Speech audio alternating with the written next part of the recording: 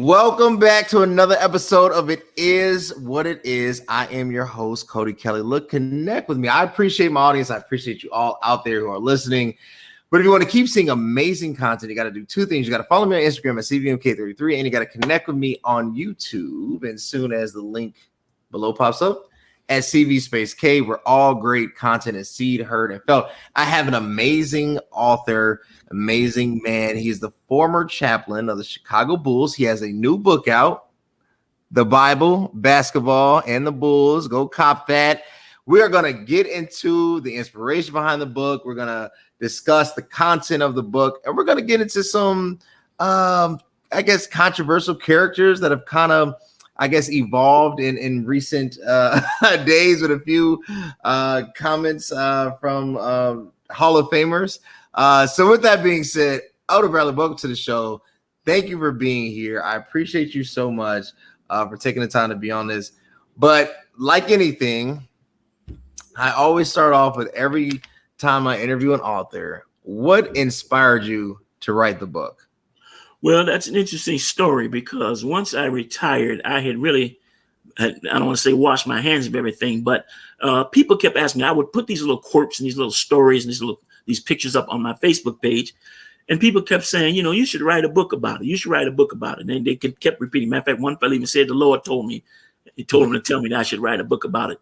And so I began to seriously think about it. I said, I don't know how good my memory is. Again, you're talking about 37 years. But I began to start writing. And once I did, a lot of things began to come back. I don't want to say the book wrote itself, although that argument could be made, because As fast as I thought about stuff, I began to remember stuff. And I began to remember some of the most outstanding portions in that time there, particularly our first championship year when I had a chance to lead the team in the Lord's Prayer on national TV in the locker room after our first victory. So I began to write. And like I said, I figured when I would write it, it would maybe get 60, 70 pages, maybe 100 at the most. Well, the book wound up being 184 pages. And even now, after it's finished and published and printed and out there, I'm still remembering stories that I kind of wish that I'd put in there, but I just couldn't remember them until which. But the inspiration came from people telling me that I should do it. One particular lady said, somebody wants to hear your story. And I didn't really think anybody was interested in hearing it, But sure enough, it appears the response to the book has been positive. And I guess there are people that want to know the insight of what it was like ministering to the Chicago Bulls for those 37 years. Perfect. Look, I've had a chance to get into it. You covered your journey of how you became a chaplain. I know I covered this last time because, I stated in our first connection, I said, you can't just go to LinkedIn and apply for the chaplaincy, right? It doesn't work that way. You talked about how you were invited and basically kind of how God opened up a door. And then you just found yourself. Your book covers how you got there. It covers filling in. It covers the revival that you preached, the sermon you preached at the AME church. But I wonder, was it like after you got introduced, after you met and you did the prayer with the players, and then this kind of opportunity came about? Was it a sit down conversation you had to have with management? I mean, like how does chaplaincy and sports, like how do those worlds connect? Well, the head chaplain, the one who I started with, my mentor, Reverend Henry Souls, he did all of that. The procedure at that particular time was we were covered. Our covering was the media. And what he would do, and then what I would do as well, at the beginning of the season, I think we had to submit a letter requesting that we do just like any sports person did. If a media wanted to cover the Bulls that year, they had to submit a letter, who they were with, and request credentials. We had to do the same thing. The first couple of years, Henry did it. Then eventually I started doing it. But after a while, I became such a fixture there until I never had to do it again. I think I probably did it maybe my first 5 years. But afterwards, I became a fixture there. Everybody knew me, particularly the PR man, Tim Hallam, who headed the PR. And so I never had to do that or go that route again. Even when I brought my assistant on, Paul, the late Paul Riley, who just recently passed, it was just my recommendation. And so credentials were issued that way. In fact, every year when I would go down from that point on, when I would go down to the first exhibition game, I would just go to the press gate, and they would have the credential for me, and I would just simply take it, wore around my neck for the rest of the season. But again, the start of it, which was before my time, when Henry Souls, among others were there, petitioned the league with the backing of players like Bobby Jones, players like Dr. J with the Chicago Bulls, the late Dwight Jones, who played with both Artis Gilmore. These men were all in favor of having this program in the NBA. And so a few of the ministers, again, before my time, in conjunction with the players, petitioned the league, and this is how we were allowed to get started. That makes sense. So my question is, so, you guys build this kind of union, right? Right. That is really catering to the needs, the spiritual needs of the players. But the game got bigger, to the point now, like everybody, is unionized. Everybody is represented with an agent. You can't walk into that $1 billion industry, right, without going through the proper channels, right? What has gotten better about chaplaincy, and then what hasn't gotten better, or what has gotten worse, I should say? Well, I think, again, the mainstay of the chaplaincy is the interest of the players. And if the players lose interest, then I think it pretty much would make us history, which again, so far has not happened. There are strong Christians in the league. When I was there, we had a guy like Michael Redd, who played with the Milwaukee Bucks. Right. Yeah, Michael Redd was a strong Christian, a strong brother. In fact, he would always request that I give him CDs of my preaching. He would listen to me while he was on the road. And when he come back to town, he said, "Man, I really enjoyed that." Kevin Ollie played a short time with us here in Chicago. Yeah. Strong, devoted Christian. Irvin Johnson, not Magic Johnson, but Irvin Johnson, played with Milwaukee and Minnesota. He was responsible for keeping the players active. And so what has to happen is, once we start a season, and I was always make my point to be there for maybe the first exhibition or two, even if we didn't hold a chapel session, to introduce myself to the players and to encourage them, because the lifeblood of this ministry is the participation, of the players. And so I would encourage that. One of the things we also did, and I learned this from Henry Souls, to get one player to be the chapel leader. Now, mind you, I remember my mindset when I first came there. I figured the chapel leader had to be saved, sanctified, filled with the Holy Ghost, and that wasn't always the case. A lot of them were not that into it like they should have, but they were committed Christians. They were faithful attendees of the chapel, and so using that to our advantage, encourage the other players. Now, that fellow when I first came was David Greenwood. In fact, David Greenwood would actually, when I would make these little gospel tracts and give to him, he would take them to the locker room and put them in each player's locker. So if they didn't attend chapel, they still got a tract of what we ministered about that night. Now, sometimes the strength of the chapels, and I think I probably dealt with a little bit of the drawback that could happen, but the strength of the chapels was being faithful. And I remember even saying to the younger guys that came along as we in the meeting, one of our last meetings, at least last time I met with them, was to encourage them to always be there. Let the players know that you're there, even if your participation in a particular year is low. In my 37 years, there were some years when I had full participation from practically all of the team, to the time where it's maybe down to one or two that I could depend upon. And so my admonishment to them was to always be there and to be faithful, even in lean years. Sometimes your chapel players get traded away. I mean, I've had that happen where guys that were more faithful to my chapel, they suddenly get traded away, like Kevin Ollie in that case. Who's the other fella? Not True Holiday, his brother. I can't remember his name right there. But he was, that's right. That was yeah.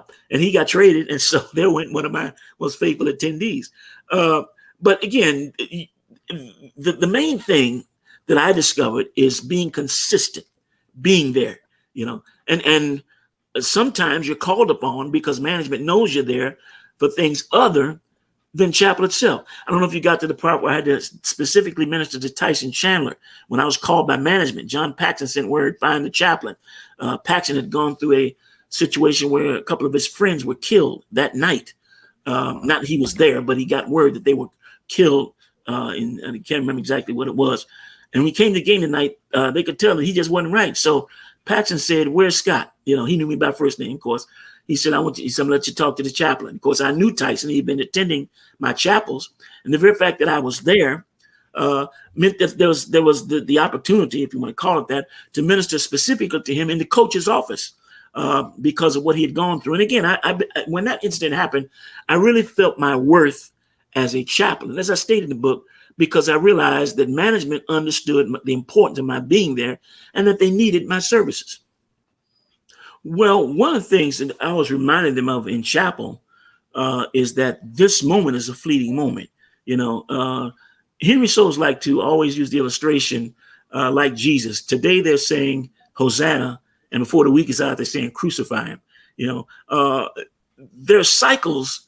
And again, there's cycles in life, of course. There's cycles in life. There's cycles in sports. There's cycles in the individual of the player, the individual life of the player. And I always like to keep them grounded to realize you can be up today, but tomorrow you can be down. Don't let this go to your head. Don't let enjoy the moment, but always remember that just like there's a season of everything going well. There's also a season where things might not be going so well. And the very folk that cheered you and made an icon out of you will now be saying crucify him, get rid of him, trade him. I saw that with John Paxson when he became the general manager. When John Paxson became the general manager, the people cheered. They gave him a standing ovation because they remember him, of course, being the hero of the playoffs and the finals. And people would say, give John Paxson the job. He knows the team. He knows the structure. He knows this. Well, of course, when the thing started going pretty bad for the team, then they were asking for his head. Fire Pax, fire Gar Foreman. He was another guy that they brought on. So those type of cycles, I try to keep them away. And of course, some of the things I realize, some of the things that I say to them at that moment, which is with anybody, some of the things you say to people at the moment, they may not get it right away, but they'll remember it when the cycle begins to change. And so one of my hopes in there is that guys that may have only been there for a season or two, that I left something with them or gave them something that when they got further down the road, and even when their playing days are over, when your playing days are over, we used to have a joke, a running joke amongst the sports writers that I would sit and talk with sometime. They talk about the people that are no longer in the league. And one guy said, I'm sure people will go up to you and say, who did you used to be? Because again, that name means nothing now. It may have meant something back in the day. But of course, with a guy like Michael Jordan and the championship years, those names last a lot longer, obviously.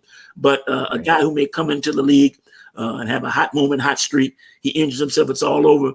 And all that glamour and that glory and that glitter is no longer there. And the people will, say, who did you used to be? In other words, you're not who you one time were. Well, again, these are the things that I would remind the guys sometime in ministering to them in the chapel sessions, to keep your feet on the ground, to remember who you are, to remember where you came from, and don't think that this is going to last forever. It's a fleeting moment. It's for a season. All of the money, all of the fame, all of the glamour. And then, of course, I would give them the scripture that said, what does it profit a man to gain the whole world and lose his soul? And I would emphasize to them the importance of putting God first and being saved. That was my very first message that I preached when I did the chapel from St. Matthew 6:33, seek first the kingdom of God and his righteousness, and all these other things will be added on. So that was a reoccurring thing that I did with them throughout, and particularly in the losing seasons. It was easier to relate that message in the losing seasons than it was in the winning seasons. But just like there were winning seasons, there came losing seasons as well. So the cycle turns in sports, in life, in the game. What was it like ministering to him? Well, Jay Williams was very receptive when he first came in. When I first met him, when they came in, I mentioned to him to chapel. He said, I'd love to come. Because I always believe in praying even before the game. And so he was one of my faithful attendees. I got to meet his mother, and his mother seemed to appreciate very much what we did. Matter of fact, every time his mother saw me, she would hug me. I didn't get to meet his father until the tragedy, and I'll tell you about that. But one of the things about Jason Williams, and he went by the name Jay because there were other Jason Williams in the league. I think there were two others, Jason Williams, so he just went by Jay Williams. But he always wanted me before the game to pray with him on the bench before the introductions were made. So I'd always stand close by to the team bench. I'll be sitting at the press table, which is just right next to the team bench, and I would go and I would pray with him right before the game. Sometimes he even would get on his knees. Again, usually a lot of people may not have saw that because, again, he was in the midst of the team guys standing around the bench. But he always wanted me to do that. When he had his tragedy, I was the only one that was allowed to go up to visit him because I was talking to some of the players about it. They said we didn't even get to go up. They wouldn't even let us go up there and see him. I think management might have went up. And when I first went up to see him, he was at, Masonic Temple, Masonic Hospital or something like that on the north side. When I first went up there, his father didn't know who I was and asked me. And then his mother saw me and she said, "Oh, let him in. That's the chaplain." And again, she hugged me again. And I went and I ministered to Jason. He was laying there in some type of traction, it looked like. And he really looked pretty banged up. I prayed with him. He wanted me to minister to him and his fiance, and I did. I came back. I made a second visit to him.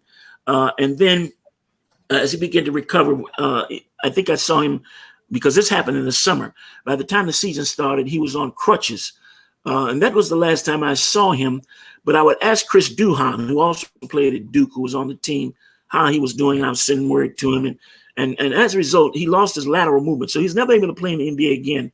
And it's always a question of what if.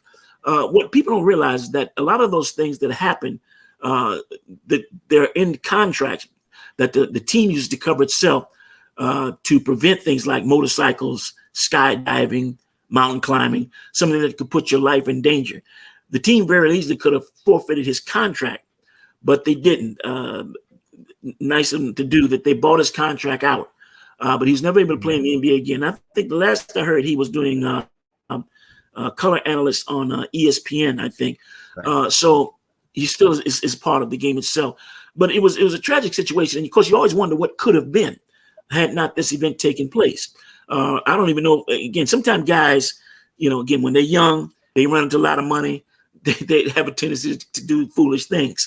I don't know if he even knew how to ride a motorcycle, but hey, he could get one and look good. He got it and crashed it and crushed his pelvis, I think is what happened. And so that was it. It was tragic, but again, just like I administered, you're riding high today and tomorrow something could happen and it's all over. And that was a lesson I think that a lot of guys did learn in that as a result of that tragedy. So let's switch gears. Scottie Pippen has been OC lately, and I think that's the best way to say it. Scottie has written a book. Hope he's aware of your book. And Scottie is claiming that he didn't get his just due. Phil Jackson made a mistake in giving Tony Kukoc the ball instead of him. That he was the real leader in the locker room, not Michael. He even accused in a Today interview that Phil Jackson was racist. I don't believe any of that, what Scottie said, right? Yeah.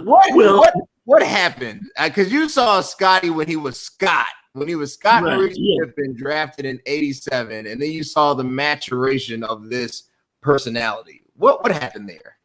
Well, I pray for Scottie. I think about him periodically because when he first came to the team, he and Horace Grant they came to the team together, and they were very faithful in my chapels. They were very faithful in attending. In fact, during that championship run of the 12 players, I had about 80 guys that were coming on a consistent basis, including Craig Hodges and Cliff Livingston, Scott Williams, B.J. Armstrong, like I say, Scottie, Horace. Those guys were always there during my chapel sessions. Along the way, Scottie stopped coming. He's got slowful. And I remember the championship night before the game, we were in Los Angeles, and I sat down talking and said, "Pip," I said, you get something great is about to happen to you, man. Don't forget the Lord. I said, look at the Lord has blessed you. Look at where the Lord has brought you from. You're about to win a championship. And I gave him that straightforward talk. And that night he did come to chapel. He had to leave to get his ankles taped, to get tape before each game. But he was there for the most part. But I noticed a change in him as he got more successful, as he became more successful. He began to change. Now, he was always friendly to me. Again, he's never avoided me. He's always friendly. But I noticed that change. And I think that what happened was that when Jerry Krause began to recruit Tony Kukoc, Pip made the statement on The Last Dance. I think it was him and Michael Jordan. I think it was Pip that made the statement that, we're the guys that have won these championships for you, Jerry. We're the guys and you're just going to neglect us and go all out and bring this guy to the team that nobody really knows.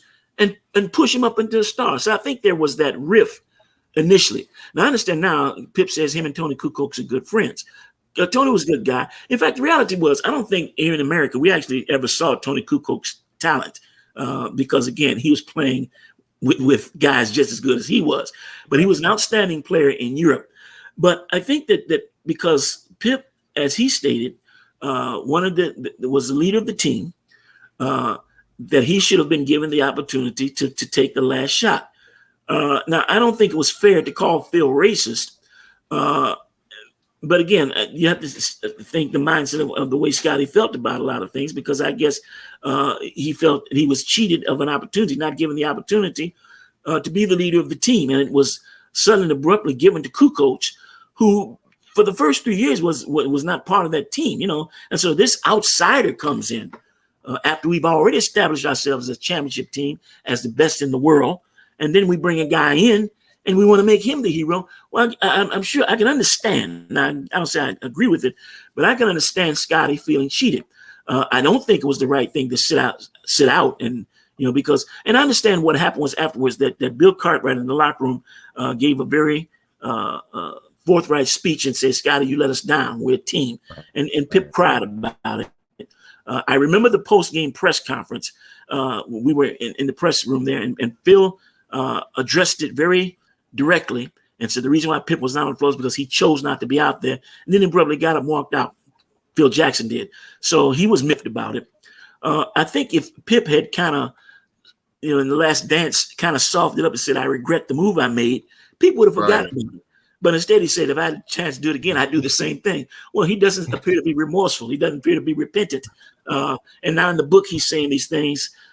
I don't know if he's trying to sell books, but I think personally, I think it's unfair to say that Phil Jackson was a racist. I just don't think that's fair.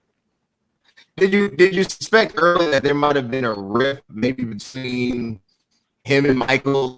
Because sometimes on the outside looking in, all that type of rift. In fact, if anything, there's more of a rift between Horace and Michael, Horace Grant.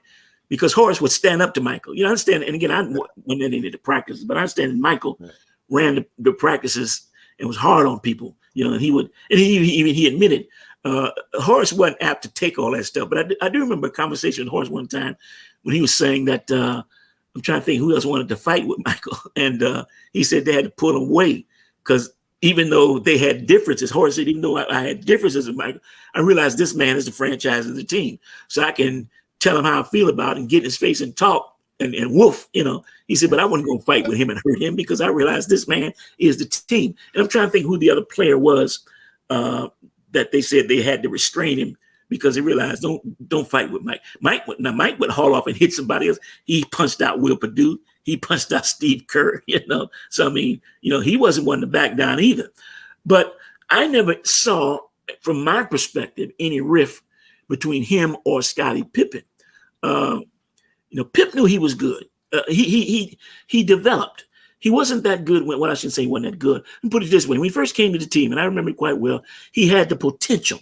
And what I find with a lot of guys when they come into the league, depending on where they come, they've got potential to be great players, but if they're in the wrong system or the wrong coaching staff, like Kevin Lockery. When I first started, Kevin Lockery was the coach.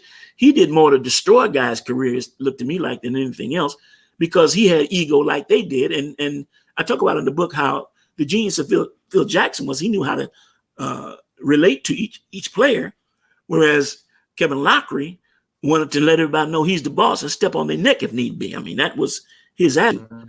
So between Pip and the other guys, I didn't see any rift or any jealousy that I saw.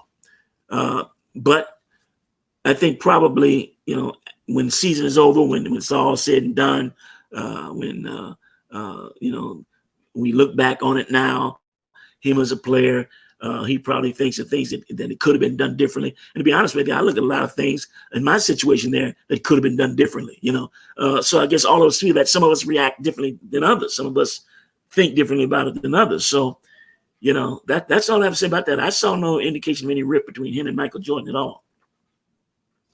So my last question, 37 years in chaplaincy, you met a lot of great players. You had relationships with these players. You've prayed over and ministered to them. You have impacted the NBA. What do you think your legacy is, not just for the Chicago Bulls, but the NBA as a whole? Because arguably, and this is, as an outsider looking in, and I said this when we interviewed the first time, I said, football chaplains are known. Like, some of them are like celebs, right? They're like celebrity chaplains. Mm-hmm. Basketball chaplains are not known. You might be the most visible. Like, you saw you at the WGN games. People recognize you. They saw you in the docuseries.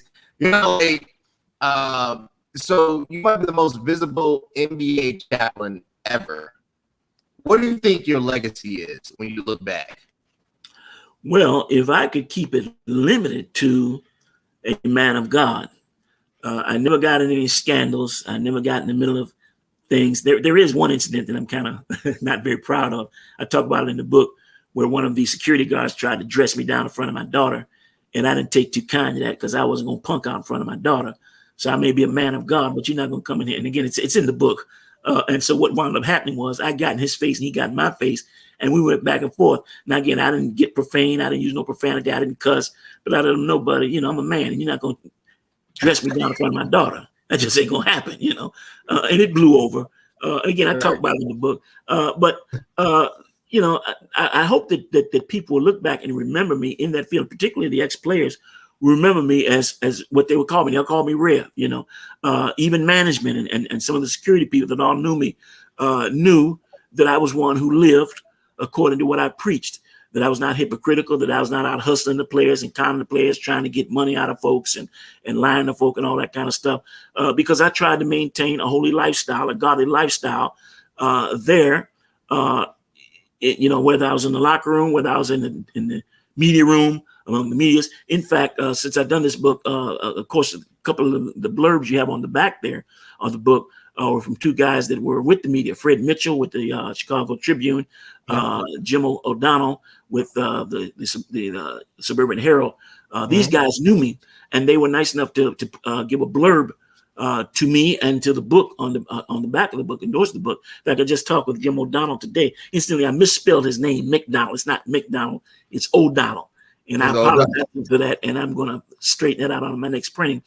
But he said today that he even featured it in one of his columns and plans to do it again as the season starts. So there were good relationships that I had there with most of the people.